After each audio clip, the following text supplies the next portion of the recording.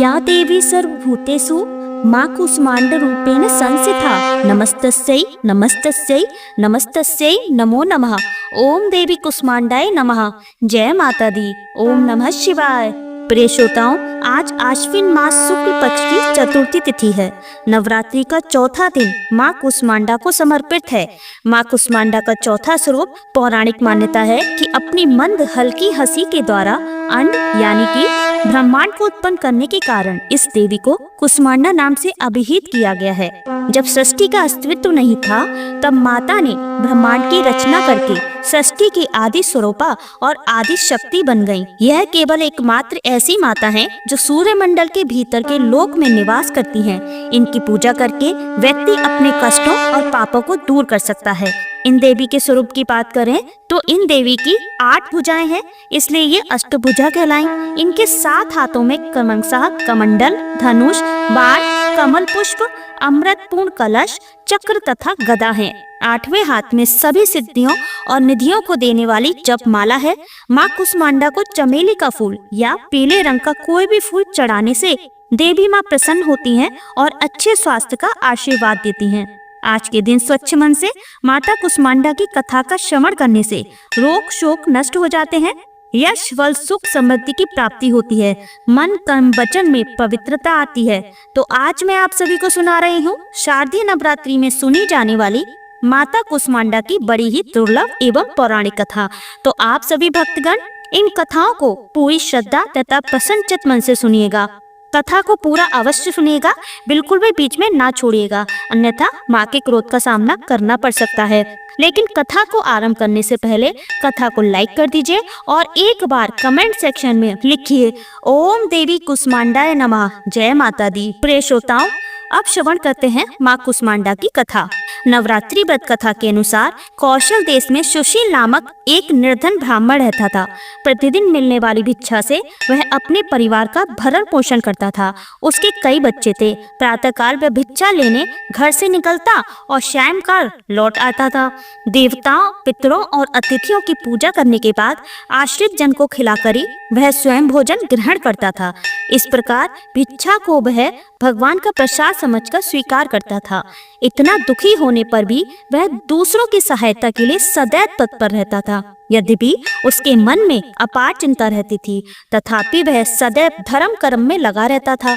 अपनी इंद्रियों पर उसका पूर्ण नियंत्रण था। वह सदाचारी, धर्मात्मा और सत्यवादी था। उसके हृदय में कभी क्रोध, अहंकार और ईर्ष्या जैसे तुच्छ विकार उत्पन्न नहीं होते थे। एक बार उसके घर के निकट सत्यव्रत नामक एक तेजस्वी ऋषि आकर ठहरे। वे एक प्रसिद्ध तेजस्वी थे।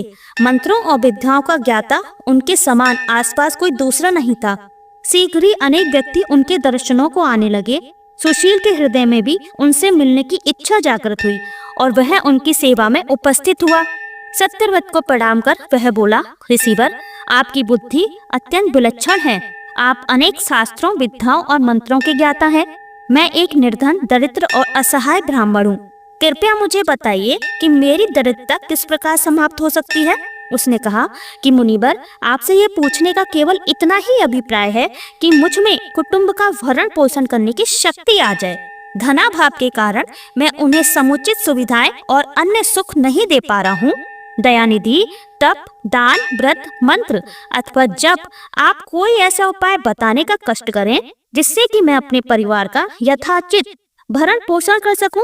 मुझे केवल इतने ही धन की अभिलाषा है जिससे कि मेरा परिवार सुखी हो जाए। तब सत्यव्रत ऋषि ने सुशील को भगवती दुर्गा की महिमा बताते हुए नवरात्रि व्रत करने का परामर्श दिया। सुशील ने सत्यव्रत को अपना गुरु बनाकर उनसे मायाबीज नामक भुवनेश्वरी मंत्र की दीक्षा ली। तत्पश्चात नवरात्रि व्रत रखकर उस मंत्र का नियमित जप आरंभ कर दिया। उसने भगवती दुर्गा की श्रद्धा और भक्ति पूर्वक आराधना की। 9 वर्षों तक प्रत्येक नवरात्रि में वह भगवती दुर्गा के मायाबीज मंत्र का निरंतर जप करता रहा। सुशील की भक्ति से प्रसन्न होकर 9वें वर्ष की नवरात्रि में अष्टकी आधी रात्रि को देवी भगवती साक्षात प्रकट हुई और सुशील को उसका अभिष्ट वर प्रदान करते हुए उसे संसार का समस्त वैभव, ऐश्वर्य और मोक्ष प्रदान किया। इस प्रकार भगवती दुर्गा ने प्रसन्न होकर अपने भक्त सुशील के सभी कष्टों को दूर कर दिया और उसे अतुल धन संपदा, मान सम्मान और समृद्धि प्रदान की। महर्षि देवव्रत ने आगे कहा, हे ब्राह्मण, मैं तुम्हें माता कुष्मांडा की कथा का श्रवण कराता हूँ, अतः तुम उसे भली भांति मन लगाकर और स्वच्छ मन से श्रद्धा भाव से श्रवण करो। इसको श्रवण करने मात्र से व्यक्ति के अनेक दुखों का नाश होता है, उसे सुख समृद्धि की प्राप्ति होती है तथा मन में माता के प्रति भक्ति भाव जागृत होती है। तो हे ब्राह्मण, आज तुम माता कुष्मांडा की कथा का श्रवण करो, माँ भगवती के गुण को गाओ।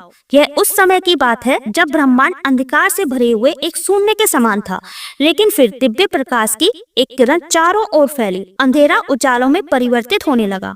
उस प्रकाश की कोई सीमा नहीं थी। सहसा प्रकाश एक दिव्य देवी के रूप में बदल गया। वह कोई और नहीं बल्कि खुद देवी माता कुष्मांडा थी। अपनी मंद हल्की हंसी के साथ, यानी ब्रह्मांड को उत्पन्न करने के कारण इस देवी को कुष्मांडा नाम से संबोधित किया गया। देवी कुष्मांडा की मुख्य मुस्कान के कारण ब्रह्मांड का जन्म हुआ। हे ब्राह्मण, उन्होंने ही पृथ्वी, सभी ग्रहों, चंद्र, सूर्य, तारे और आकाश गंगा को अस्तित्व में लाया। संसार में जीवन बनाए रखने के लिए सूर्य देवता की आवश्यकता थी, तो माता कुष्मांडा ने अपने आप को सूर्य में समाहित कर दिया। सूर्य संसार में जीवन का पर्याय है, तो देवी उनकी शक्ति है। माता कुष्मांडा ही समस्त ऊर्जा का स्रोत है। जब वह सूर्य भगवान के मूल में रहती है, तो देवी का अलौकिक तेज दिनकर को जीवन प्रदान करने की क्षमता देती है। कुष्मांडा देवी के बिना सूर्य शक्तिहीन है। यह देवी की ही शक्ति है। कुष्मांडा ही शक्तिशाली है। इनसे ही जग रोशन है। यह केवल एकमात्र ऐसी देवी है जो सूर्य मंडल के भीतर के लोक में निवास करती है। इनकी पूजा करके व्यक्ति अनेक कष्टों और पापों को दूर कर सकता है। हे ब्राह्मण सुशील, माता कुष्मांडा की स्तुति करने से आयु, यश, शक्ति, बुद्धि होती है और साथ ही सभी रोगों से मुक्ति मिलती है। सभी तरह के नकारात्मक शक्तियां दूर हो जाती हैं और सभी प्रकार की समस्याओं का समाधान होता है। इनकी पूजा करने से सुख, समृद्धि और उन्नति प्राप्त होती है। दुख, विपत्ति और कष्ट से मुक्ति मिलती है। साथ ही ज्ञान की प्राप्ति होती है और बुद्धि कौशल का विकास होता है। आगे सत्यव्रत ने माता कुष्मांडा के गुणों का वखान करते हुए कहा कि हे ब्राह्मण, उनका रूप अलौकिक है। माता कुष्मांडा की 8 भुजाएं हैं, इसलिए ये अष्टभुजा कहलाई। इसके साथ हाथों में कमंडल, धनुष, बाण, कमल, पुष्प, अमृत, कलश, चक्र तथा गदा, 8वें हाथ में सभी सिद्धियों और निधियों को देने वाली जप माला है। इस देवी का वाहन सिंह है। संस्कृत में कुम्हेड़े को कुष्मांडा कहते हैं, इसलिए इस देवी को कुष्मांडा कहा जाता है। इस देवी का वास सूर्य मंडल के भीतर लोक में है।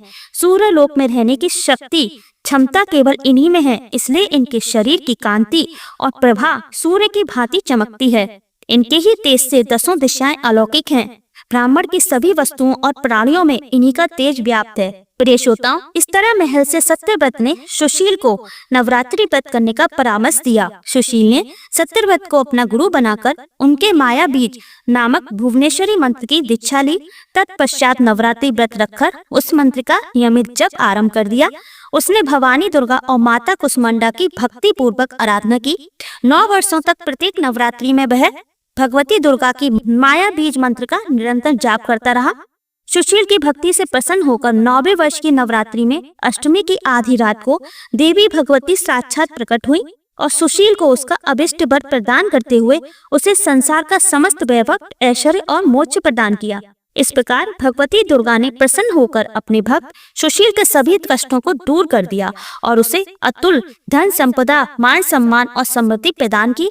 प्रेम से बोलिए जय हो माता कुष्मांडा। ओम नमः शिवाय। प्रिय श्रोताओं, अब सुनते हैं माता रानी की एक और कथा। एक राजा और एक रानी था। वह दिनों तक उनके संतान नहीं हुई। बहुत जप तप करने के बाद कई सालों बाद उनको एक संतान पुत्र की प्राप्ति हुई। अब राजा और रानी बहुत खुशी से अपना राजपाट संभालने लगे। कई दिनों तक तो ऐसा चलता रहा। देखते देखते पुत्र 4-5 साल का हो गया। एक दिन की बात है कि रानी दोपहर में बच्चे के साथ सो रही थी और बच्चे की नींद खुल जाती है और वह उठकर बाहर की ओर जाने लगा। क्योंकि उसको बाहर जाने नहीं दिया जाता था, तो वह माँ को सोता हुआ देखकर उसके मन में बाहर जाकर अपने उम्र के बच्चों के साथ खेलने की इच्छा हुई और वह बाहर छिपकर बाहर चला गया। वह खेलते खेलते बहुत दूर चला गया और वह किसी दूर गांव में जा पहुंचा। इधर जब रानी की नींद खुली तो वह बच्चे को अपने पास ना देखकर बहुत हैरान हुई। फिर बच्चे की खोजबीन शुरू की गई। बहुत प्रयास करने के बाद सफलता हासिल जब नहीं हुई, अर्थात बच्चा उनको नहीं मिला, अब राजा रानी फिर से दुखी हो गए। अब वह बच्चा उस गांव में एक ग्वाले के घर पहुंचा तो ग्वालिन ने उससे पता पूछा कि हे पुत्र, तुम कहाँ से आए हो। तो बच्चा अपने बारे में कुछ ना बता सका क्योंकि वह बड़ा छोटा था, उसको कुछ पता नहीं था।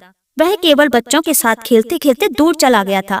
तो ग्वाला ने कहा कि जब यह बच्चा अपना नाम नहीं बता पा रहा है तो इसको अपने पास रख लो। जैसे तुम्हारे 2 बच्चे हैं वैसे ही ये तीसरा रहेगा।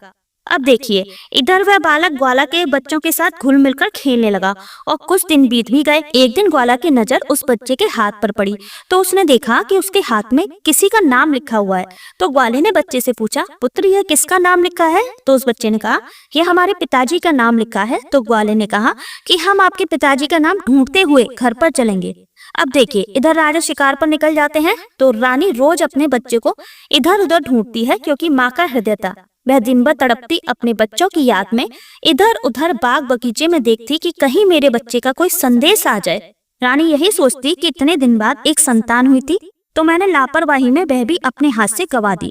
अब रानी एकदम निराश होकर एक गांव में पहुंची तो वहां उसने देखा कि कुछ औरतें मिलकर देवी माता की पूजा कर रही थी। तो रानी भी वहां जाकर बैठकर पूरी पूजा देखती है और पूजा के दौरान माता रानी की कथा को बहुत मन लगाकर सुनती है। पूजा खत्म हो जाने के बाद सारी सुहागिन रानी को प्रसाद देती हैं। तब रानी ने पूछा, बहन आप किसकी पूजा कर रही हैं, हमको भी बताइए। तब सभी सुहागिनों ने कहा कि हम माँ भवानी माँ दुर्गा की पूजा कर रहे हैं। माँ बहुत ही दयालु हैं, वह अपने भक्तों के संकट को क्षण मात्र में दूर कर देती हैं। बस ध्यान करने वाली बात यह है कि आपकी मनोकामना तुरंत पूर्ण हो जाती हैं। जब आपकी मनोकामना पूर्ण हो जाए तो आप तुरंत माँ देवी की पूजा करिए। आप जो मन्नतें मांगते हैं उसे पूरा करिए। मनोकामना पूर्ण होने के बाद माता रानी की पूजा तुरंत ही कर लेनी चाहिए, उनको टालना नहीं चाहिए। तो रानी ने अपने मन में सोचा कि अगर माँ भवानी माँ दुर्गा ने हमारा बच्चा सकुशल वापस हमारे पास पहुँचाया तो हम भी इसी तरह से सभी सुहागिनों के साथ माता रानी की पूजा करेंगे। उधर रानी का यह मन्नत मांगना हुआ कि इधर ग्वाला बच्चे को लेकर उसके पिता की तलाश में निकल पड़ा। वह कई जगह ढूंढते हुए काफी देर बाद गांव के किनारे पहुंचा तो एक व्यक्ति ने पूछा कि भैया इस नाम के व्यक्ति को क्या आप जानते हैं। तो उस आदमी ने बताया, हाँ भैया यह हमारे राजा का नाम है, उनका पुत्र खो गया है, क्या यह उन्हीं का पुत्र है। यह बताकर ग्वाले को घर का पता बताया। ग्वाला जब बच्चे को लेकर राजा के द्वार पर पहुंचा तो राजा रानी अपने बच्चे को देखकर लिपट कर रोने लगे और बार बार ग्वाले का धन्यवाद करने लगे। तो राजा ने पूछा, ये भाई इसको आपने कहाँ पाया। तो ग्वाले ने कहा, राजा साहब यह बालक घूमते हुए हमारे गांव आ पहुंचा था, तब हमने इससे इसका पता पूछा तो बालक कुछ ना बता सका। एक दिन खेलते खेलते मेरी नजर इसके हाथ पर गई तो आपका नाम लिखा हुआ था और उसी नाम के सहारे हमने इसको आप तक पहुंचाया है। प्रिय श्रोताओं, रानी की खुशी का सीमा न रही। रानी ने राजा से कहा कि ग्वाला तो खूब धन दौलत देकर विदा कीजिए, लेकिन ग्वाला ने कुछ नहीं लिया और कहा कि जितनी खुशी आपको है अपना पुत्र पाकर, उतनी ही मुझे भी खुशी है कि मैंने आपकी धरोहर को आप तक पहुंचाया है। अंत में राजा ने ग्वाले को धन देकर विदा किया। अब रानी को यह तुरंत याद आया कि वह माता रानी की मन्नत मांगी थी, उनकी पूजा करने का और नवरात्रि के व्रत करने का। रानी ने राजा से कहा, हमने माँ दुर्गा का मन्नत मांगा है, हमें नवरात्रि का व्रत करना है, हम नवरात्रि का व्रत करेंगे। नगर के कुछ स्त्रियों को निमंत्रित कीजिए और तुरंत माँ भवानी की पूजा की तैयारी कीजिए। रानी ने तुरंत माता की पूजा करने वाली सारी सामग्री इकट्ठा करवाई, माता रानी की पूजा की संपूर्ण व्यवस्था कराई। सभी सुहागिनों ने मिलकर माता रानी की विधिवत पूजा की और माँ भवानी दुर्गा का गीत गाया।